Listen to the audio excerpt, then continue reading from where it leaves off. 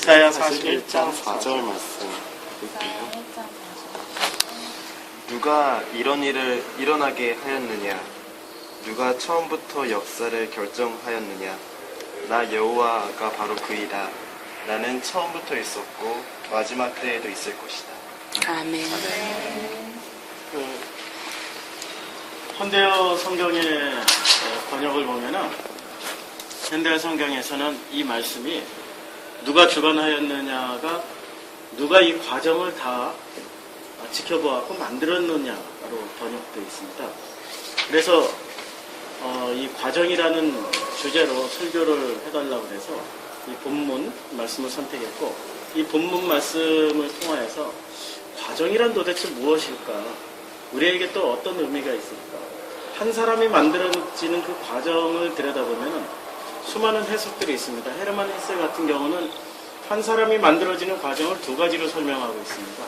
하나는 스스로 노력해서 자신이 어떤 위치에 서는 그 순간 그 사람이 만들어졌다라고 이야기하는 측면이 하나가 있고, 또 하나는 헤세는 어떠한 조직이나 어떤 사회에 순응하다 보니까 그 순응했던 그 모습 가운데서 그 사회에 어떤 포지션이 돼 있다라고 헤세는 설명하고 있습니다.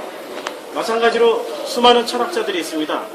대표적으로 유물론을 대표하고 있는 헤겔 같은 경우도 사람이 만들어지는 과정에 있어서 그 사람이 만들어지는데 주체는 바로 자기 자신이다라고 이야기를 하고 있습니다. 인간이 주인공이고 인간이 만들고 있는 이 사회가 그 모든 결정의 핵심이다라고 이야기하고 있습니다. 반대쪽에서 이야기하고 있는 칸트 같은 경우도 결국에는 그 모든 과정의 핵심은 인간이다라고 이야기하고 있습니다.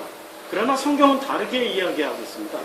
성경은 어느 사회나 어느 개인이 만들어지는 그 과정을 완전히 다른 관점, 세상의 모든 학문과 세상의 어떤 문학, 과학 혹은 어떤 예술가라 할지라도 어떤 작품이라도 그 모든 것의 핵심은 인간이 주인공이고 인간이 핵심이고 인간이 모든 것들을 만들어낸 결정체다라고 이야기를 하고 있지만 성경은 분명하게 다르게 이야기하고 있습니다. 이스라엘이라는 사회를 예를 들면 이스라엘이 만들어지는 그 과정은 하나님이 핵심이었고 하나님이 인도하셨고 하나님이 주관하셨고 하나님이 결론이셨습니다. 그 모든 것의 처음요, 중간요, 마지막까지 그 모든 과정은 하나님이라고 성경은 말씀하고 있습니다. 그들이 아브라함부터 시작해서 이삭, 야곱, 그리고 이집트로 건너와서 홍해를 건너 광야에서 40년 생활을 하는 그 기간 동안에도, 그리고 가나안 땅에 들어가는 것조차도 하나님이 중심이었고 하나님의 허락 없이 된 것은 단 한순간도 없었습니다. 성경은 어느 한 사회가 만들어지는데 반드시 그 중심에는 하나님이 계시다라고 이야기하고 있습니다. 마찬가지로 인간도 그 한 중심에, 그 과정에, 그 사람이 성장하고 만들어지고 그 사람이 이루어지는 그 모든 핵심의 그 중앙에는, 가장 알맹이에는 하나님이 계시다라고 이야기하고 있습니다. 우리가 성경에 나오는 이런 가장 위대한 인물들 꼽으라면 다윗 꼽을 수 있죠. 솔로몬, 그리고 다니엘, 우리가 꼽을 수 있는 요셉, 모세, 그 어떤 인물조차도 하나님이 중심이 돼서, 하나님이 그 핵심이 돼서, 하나님이 처음이요, 중간이요, 마지막 이 모든 과정까지 하나님 없이 이루어진 사람은 단 한 사람도 없습니다. 심지어는 자기 혼자 자기의 뜻대로 거슬러서 배 타고 거꾸로 도망갔던 요나조차도 하나님에 의해서 결국에는 하나님의 품 안으로 들어가고 하나님의 뜻을 깨달아가는, 왜 하나님의 말씀을 증거하는 이 과정으로 설명하고 있습니다. 우리가 비극의 선지자라고 이야기할 수 있는 예레미야조차도, 이사야조차도, 혹은 불행한 삶을 살았던 수많은 성경의 인물들조차도 놀랍게도 그 모든 삶의 과정 가운데 하나님이 단 한순간도 떠나 있었던 적은 한 번도 없습니다. 이것은 분명하게 성경이 이야기하고 있는 이 세상의 논리와 이 성경에서 말씀하고 있는 분명히 다른 사실입니다. 우리가 이렇게 이 분명히 다른 사실들에 대해서 그러나 많은 사람들은 아직도 이해를 하고 있지 못합니다. 인간이 중심이 돼서 생각하기 때문에 사람들은 이 성경에서 말씀하고 있는 것들을 이해를 할 수가 없습니다. 인간의 관점에서, 인간이 중심이 돼서, 인간의 시각으로 본다면 나 중심, 내가 자아가 중심이 돼서 성경을 보고 성경을 해석하고 성경의 어떤 면들에 대해서 이해를 하려고 들면은 지식으로는 쌓을 수 있겠지만 그러나 그 내용의 진리의 핵심으로는 결코 다가갈 수 없습니다. 러셀 같은 경우는 성경 100번 읽었잖아요. 그 천재가 니체도 성경을 잘 알고 있었습니다. 수많은 사람들이, 수많은 철학가들이, 수많은 사상가들이 성경을 달달 외울 정도로 성경을 읽었지만 그러나 그들은 결코 복음을 만나지 못했습니다. 이유는 아주 간단해요. 인간 중심의 사고방식으로 성경을 보면 결코 성경에서 말씀하고 있는 것을 만날 수가 없습니다. 우리가 세상 살아갈 때 참 많은 문제들을 부닥칩니다. 도대체 왜 나에겐 이런 문제가 일어나지? 왜 나는 이렇게 어려운 일이 일어나지? 왜 나는 이렇게 부르짖어 기도했는데 왜 나는 이렇게 하나님 앞에 무릎을 꿇고 이렇게 예배를 드렸고 새벽기도 빠지지 않았고 철야기도 했고 수많은 헌금을 했는데 왜 나는 당연히 하나님 음성을 들을 수가 없죠. 당연히 발견할 수 없죠. 그 핵심에 내가 들어가 있는데 바꾸셔야죠. 그 중심에 내가 들어있는 그 중심을 하나님 중심으로 바꾸셔야죠. 바꾸셔야만 비로소 복음이 뭔지를 알게 됩니다. 진리가 무엇인지 알게 됩니다. 그런데 이게 왜 바꾸기가 어렵냐면 이유가 아주 간단해요. 성경 그것을 창세기 3장에서 아주 짧게 그렇지만 중요하게 설명하고 있습니다. 선악과를 따먹었다라고 말씀하고 있습니다. 선악과를 따먹는 순간 인간은 놀랍게도 하나님 중심의 삶에서 에덴 동산이 아담 중심의 사회가 아니잖아요. 에덴 동산은 하나님 중심의 사회잖아요. 에덴 동산은 하나님 중심의 그 모든 정말 하나님 없이 이루어질 수 없는 그런 시스템이잖아요. 하나님이 빠져버리면 거기는 에덴 동산이 아니잖아요. 아담이 있어서 에덴 동산이 아니고 하나님이 함께 하시기 때문에 하나님이 전적으로 역사하시기 때문에 거기가 에덴 동산 맞잖아요. 그 에덴 동산에서 선악과를 따먹어버린 겁니다. 선악과를 따먹는 순간 하나님의 시스템에서 인간 중심의 시스템으로 넘어왔습니다. 이것을 성경은 이 세상의 통치권은 마귀에게 주었다라고 이야기하고 있습니다. 요한복음 12장 31절에 그렇게 이야기하고 너희 세상의 임금은 마귀입니다. 우리가 선악과를 따먹는 순간 놀랍게도 우리는 이 세상의 주인공이 되어버렸습니다. 내 자신이 주인공이 되어버렸습니다. 내 자신이 주인공이 되어버린 이 사람들이 하나님을 만나려면, 진리를 만나려면, 정말 복음을 만나려면 어떻게 해야 될까? 선악과를 빼내야 돼요. 근데 선악과를 성경은 빼낼 수 있다고 이야기합니까? 우리 성결교단 같은 경우는 혹은 감리교에서는 아마 그렇게 얘기할 거예요. 웨슬레의 영향을 받은 교단에는 세례받는 순간 원죄는 사해진다. 원죄는 사해진다. 원죄라는 게 선악과잖아요. 선악과가 빠진. 글쎄 그거 참 우리는 끝까지 하나님 앞에 우리의 죄 문제를 해결하고 갈 수가 없습니다. 세례받은 사람도 죄 짓잖아요. 교회 다니는 사람도 죄 짓잖아요. 예수님을 영접하고 복음 안에서 살려고 하는 사람도 죄를 지을 수밖에 없잖아요. 결코 죄에서 자유로울 수가 없잖아요. 그런데 우리가 생각하는 그 죄, 알잖아요. 그 죄들. 다 각자 경험들 하고 있잖아요. 과거에도 경험했고 지금도 경험하고 있고 앞으로도 경험할 거잖아요. 아닌 사람 있나요? 없잖아요. 그 죄에서 자유로울 수 없잖아요. 그런데 분명하게 성경은 말씀하고 있습니다. 너희가 진리를 알지니 진리가 너희를 자유케 하리라고 말씀하고 있습니다. 그런데 정말 자유롭나요? 자유롭게 살고 계셔요? 앞으로도 이렇게 자유로울 수 있어요? 하나님 만날 때 저는 진리 안에서 자유케 됐어요. 주님 감사합니다. 이렇게 기쁜 마음으로 하나님 앞에 가실 수 있어요? 정말 하나님의 면죄부에서 하나님의 면전 앞에서 그 면죄부를 받는 그런 어느 시인의 그 고백처럼 하나님의 얼굴 앞에서 정말로 면죄부를 받는 그 통쾌한 정말 그 통쾌한 경험을 하실 수가 있어요? 자신 하세요? 자신이 없잖아요. 인간 중에서 그 어떤 누구도 그렇게 구원받을 수 없다라고 로마서 1장은 말씀하고 있어요. 그 어떤 누구도 그 누구 정말 이 인류에서 생존했던 그 어떤 단 한 사람이라도 그렇게 구원받을 수 없기 때문에 그래서 예수님이 오신 거잖아요. 근데 오시는 방법이 놀랍게도 마가복음 1장에서 보면은 예수님이 오셔서 무슨 일부터 하세요? 마가복음에서는 제일 먼저 뭐부터 하시냐면 세례부터 받으세요. 세례를 받는데 세례라는 의식, 물이라는 의식은 죽음의 상징이 물속에 들어갔다, 죽음. 그런데 이 세례를 받고 올라오실 때 하늘이 어떻게 돼요? 찢어져요. 영어 성경에 보면 톤 어파트먼트 이렇게 찢어진다고 돼 있어요. 그런데 이 하늘이 어떤 하늘이냐? 우라노스 그 복수로 쓰여져 있어요. 그 샴마임이라고 히브리어에서는 그 하늘이라는 개념이 단수가 아니고 복수예요. 근데 하늘들이 찢어져 버린 거예요. 하늘들이 찢어졌어요. 근데 하늘들이 찢어졌는데 예수님 세례받고 올라오실 때 하늘들이 찢어졌는데 그 하늘들이 찢어진 그 하늘 위에 또 다른 하늘이 있어요. 또 다른 어떤 영역의 하늘이 있어서 그 하늘에서 음성이 내려와요. 그 음성이 내려오면서 어떤 음성이 내려오냐면 이는 내 사랑하는 아들이요 내가 너로 인하여 기뻐하노라. 이런 음성이 내려와요. 하늘들이 찢어지니까 진짜의 하늘에서 진짜의 하나님 음성이 내려오는 거예요. 가짜의 하늘들이 찢어지니까 진짜의 하늘에서 이 단수예요. 진짜의 하늘은 단수로 쓰여져 있고 찢어진 하늘은 복수로 쓰여져 있어요. 복수의 가짜의 하늘들이 찢어지고 나니까 단수의 진짜의 하늘에서 하나님 음성이 내려와요. 그 음성이 놀랍게도 내가 사랑하는 아들이다.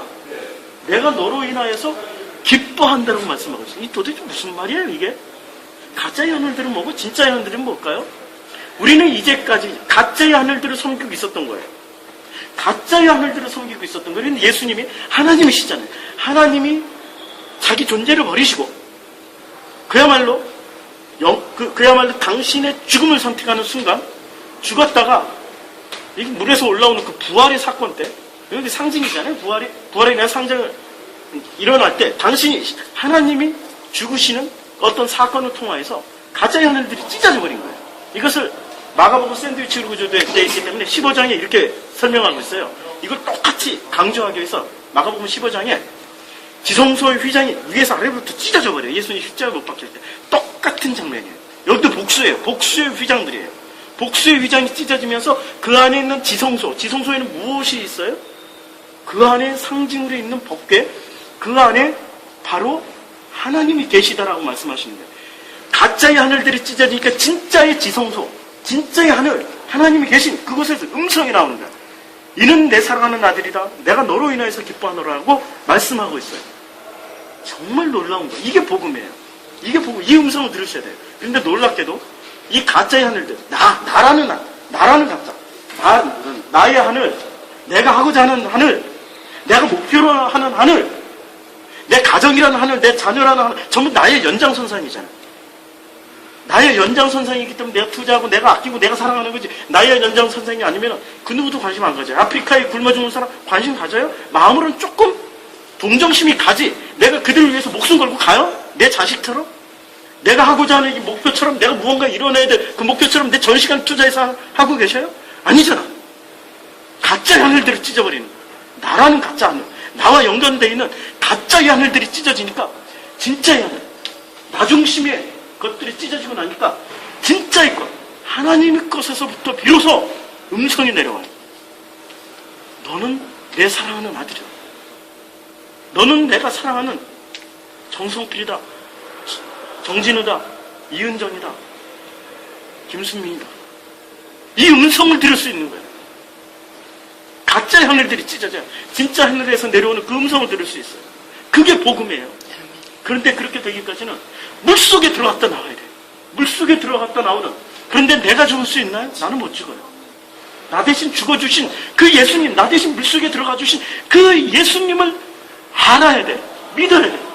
그때 비로소 가짜 하늘이 찢어지고 진짜 하늘에서 하나님의 음성이 들려져요. 우리가 어떻게 하나님 앞에 섰을 때 면죄부를 받을 수 있을까요? 엘리어트가 아마 그런 표현을 했을 거예요. 하나님 앞에 면죄부를 받는 그 통쾌한 순간이라고. 그런데 놀랍게도 어떻게 우리가 하나님 앞에 설 수 있을까요? 15분이라서 지금 이제 마무리 짓는 말씀이에요. 이 참 15분이라고 그래가지고 어떻게 하나님 앞에 면죄부를 받을 수 있을까? 여기에 놀라운 비밀이 있어요. 예수님이 돌아가실 때 무엇을 남기고 가셨어요? 세마포를 남기고 가셨어요. 근데 성경은 선악과를 따먹고 난 이후부터 계속해서 옷을 걸어내요. 그 무화과 나뭇잎으로 옷을 만들어 입었다. 그리고 하나님께서 에덴 동산에서 추방하시면서 가죽옷을 입혀주셨다. 야곱에게 그 어머니가 에서의 양가죽을 입혀주셨다. 그리고 여호수아 대제사장이 스가랴서에서 하나님 앞에 섰을 때 사단이 참소하잖아요. 저에게 때 묻은 옷, 그 불에 끄슬리다만 옷 같은 것을 입고 있다. 그때 하나님이 딱 말씀하시잖아. 옷부터 바꾸어 입혀주어라. 그리고 옷을, 새 옷을 입혀주시잖아요. 탕자가 돌아왔을 때 아버지가 끌어안고 입 맞추고 뭘 해주셨어요? 옷부터 입혀주셨어요. 옷부터 입혀주셨어요. 성경 놀랍게도 옷 얘기를 계속하고 있어요. 엘리사가 엘리야를 따라갔을 때 엘리야가 뭘 벗어줘요? 옷을 벗어주고 가요. 사도 바울도 마지막 순간에 감옥에서, 로마의 그 감옥에서 춥고 외롭고 다 배신했어요. 모든 사람이 다 배신했어. 자기가 개척했던 고린도 교회, 에베소 교회 다 배신했어. 다 배신했는데 너무 외롭고 너무나도 좌절감, 실망감, 배신감이 있을 때 그때 디모데한테 마지막 편지를 써. 디모데야, 나 춥다. 내 겉옷 좀 가져다오. 마지막 정말 이 귀한 바울의 그 마지막 메시지가 옷 좀 가져다오. 이 옷이 도대체 무슨 얘기일까? 옷은 상징이에요. 예수님의 세마포. 내 힘, 내 이름으로 내 이름표 달고 하나님 앞에 서는 순간 난 죄인이에요. 내 정체는 바로 존재론적으로 저는 죄인이에요. 우리 인간은 존재론적으로 선악과 따먹는 순간 숨 쉬는 것도 죄예요. 말하는 것도 죄예요. 내가 무언가 가치 있는 일을 해도 죄야. 내가 착한 일을 해도 죄고 남을 도와도 죄고 내가 진짜 교회 예배드리고 새벽기도 하고 산기도 하고 철야기도 하고 금식기도 해도 죄예요. 죄 아니라고 자신하세요? 그 목적과 동기가 다 뭐야? 전부 다 뭐야? 뭐가 죄가 아닌 게 어디 있겠어요? 근데 존재론적으로 죄란 말이에요. 존재론적으로 절망적인 이 사람들에게 하나님이 길을 하나 주셨어요. 그게 너희들은 존재론적으로 죄인이지만 그러나 그냥 내 옷 입고 와라. 야곱이 아버지 이삭 앞에 섰습니다. 음식을 해가지고 갔어요. 이삭이 야곱에게 말을 합니다. 너는 분명히 목소리는 야곱이다. 너는 분명히 목소리는 야곱이다. 우리가 하나님 앞에 서면 하나님 우리 목소리 압니다. 우리 알아요. 너는 분명히 정성필이고 너는 분명히 정진이고 너는 분명히 김순민이고 너는 분명히 김은정이고 분명히 이름 알아요. 누군지 알아요. 그런데 하나님이 이은정 하나님이 그 옷을 입고 가면은 이삭이 이 옷을 만져보고 그 양가죽을 만져보고 양털을 만져보고 그러나 너는 예서구나. 분명히 나의 정체를 알지만 하나님이 예수 그리스도의 옷을 입고 갔을 때 그 복음의 옷을 입고 갔을 때 하나님께서 나의 옷을 만져보고 너는 내 아들 예수구나. 너는 내 아들 예수구나. 비로소 우리는 그때 양자가 되는 거예요. 비로소 그때 우리는 면죄부를 받는 거예요. 이 땅에서 우리가 뭔가 열심히 살려고 그 온갖 노력을 다하는 그 노력 가지고 한 가지만 하세요. 중심만 바꾸세요. 중심만 바꾸세요. 그리고 예수 그리스도 그분이 나의 주인임을 받아들이세요. 그게 바로 복음이고 그게 진리입니다. 이 과정 지금 한 40년의 역사가 됐다고 들었어요. 이 프로클레임의 이 과정입니다. 처음 출발부터 마지막 마치는 순간까지 이 모든 과정 가운데 우리 주님 오시는 날 마치겠죠? 그러겠죠? 근데 그 과정 가운데 정말 나 중심, 내 걸, 내 마음, 내 어떤 면을 표현하고 그걸 드러냄으로써 야 남들이 나를 어떻게 평가할까? 나를 어떻게 생각해 줄까? 내 이걸 가지고 어떤 커뮤니케이션이 일어나고 어떤 커뮤니케이션 통해서 야 도대체 내가 어느 정도 성장이 굉장히 중요한 일이에요. 예술적 가치로 이 한 단계 한 단계 올라가는 과정입니다. 그러나 그 궁극적인 목표는 내가 표현했던 것 가운데 정말 주님 계실까? 내 마음 중심에 그 주님이 나올까? 이 작품을 보고 누군가가 이 작은 섬 하나하나에서 이렇게 칠한 이 색깔 하나에서 정말 내 마음의 중심이 흘러나와서 그 중심, 그 예수님을 만날 수 있을까? 그렇게 가기를 소원합니다. 그렇게 가기를 주님의 이름으로 축복합니다. 기도하겠습니다. 아버지 하나님, 정말 이 모든 과정이 내가 아니고, 더 이상 내가 아니고, 더 이상 각자의 나들이 아니고, 이제는 하나님이 되기를 기도합니다. 주님이 처음이요 마지막 되신 것처럼 이제는 나의 삶의 처음이요 마지막 되기를 소원합니다. 이 과정 가운데서 내 마음의 아픔, 쓰라림, 고통, 비참함, 어떤 것 때문에 즐거움, 기쁨, 행복, 그러나 그 모든 과정 가운데서 만족하지 말고 그 마지막 골인 주님만을 바라보고 가는 저희들 되게 축복하여 주시옵소서. 예수님의 이름으로 기도드렸습니다.